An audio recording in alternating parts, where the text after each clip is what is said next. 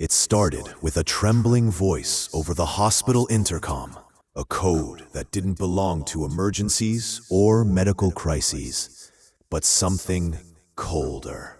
A request for security to report to the staff lounge. Moments later, whispers spread like wildfire down the sterile hallways. A wallet had gone missing, and suspicion had already landed on the only black nurse on the night shift. As the restless murmurs grew, her co-workers stared at her with a chilling certainty that had nothing to do with evidence, only with the color of her skin. The quiet hum of the hospital felt like it was holding its breath for something much bigger than a theft. Amara had spent 12 years caring for patients who didn't remember her name but never forgot her kindness. She moved through every shift with practiced calm, checking vitals, comforting worried families, and covering extra hours nobody wanted. The night the accusation crept into her life was supposed to be ordinary. A slow shift, a few restless patients, and the soft echo of machines monitoring fragile lives. But beneath that routine lived a pressure she had learned to carry. The constant need to be careful, flawless, unshakable, because one misstep could be twisted into something it wasn't.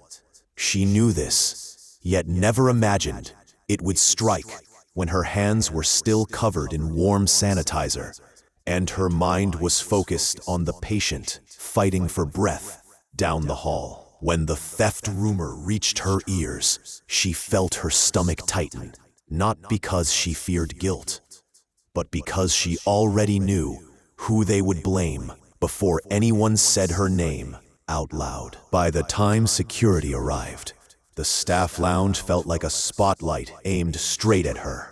A few coworkers avoided eye contact.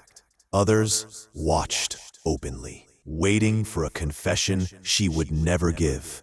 The missing wallet belonged to a senior nurse, well-liked, influential, and quick to assume the worst. She had left it on the table for just a few minutes, and now it was gone. Amara replayed her steps in her mind. She had only entered the lounge to refill her water, barely staying long enough to breathe. But suspicion didn't care about facts. It cared about patterns people didn't admit they believed in. Security questioned her gently, almost apologetically, but that didn't soften the humiliation. Her locker was checked, her bag examined, her dignity quietly dismantled piece by piece as the room filled with the heavy silence of people watching guilt being imagined into existence. Every second felt like a trial, one where the verdict had already been whispered behind closed doors. Amara felt her chest tighten as a familiar fear resurfaced, reminding her of every moment in her life when her innocence had to work twice as hard to be seen. And still, it wasn't enough. Then came the final blow. A supervisor announced they would pull footage from the hallway cameras. The room shifted. People leaned in. Some were eager for validation. Others simply wanted closure. Amara just wanted the truth to finally speak louder than assumptions. When the security officer returned with the footage, the room fell silent. He played the recording on his tablet, a grainy but undeniable truth. The senior nurse who had raised the accusation had placed her wallet on the lounge table, walked out, and moments later, a different staff member hurried in, grabbed it, and slipped it into a coat pocket before rushing out.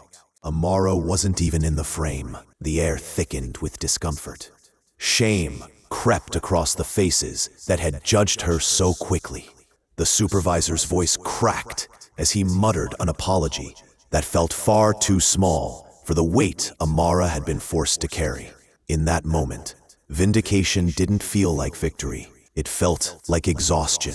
Amara returned to her patients with steady hands, but her heart carried a bruise. The truth had cleared her name, yet the damage lingered in the stares, the silence, and the realization that the people she worked beside could believe the worst of her, without a shred of proof. She finished her shift with the same compassion she always had, but something inside her had shifted. She finally understood that innocence doesn't protect you when prejudice is the first story people write in their minds. And as she walked out of the hospital that morning, she wondered, how many truths go unheard because no camera is there to catch them?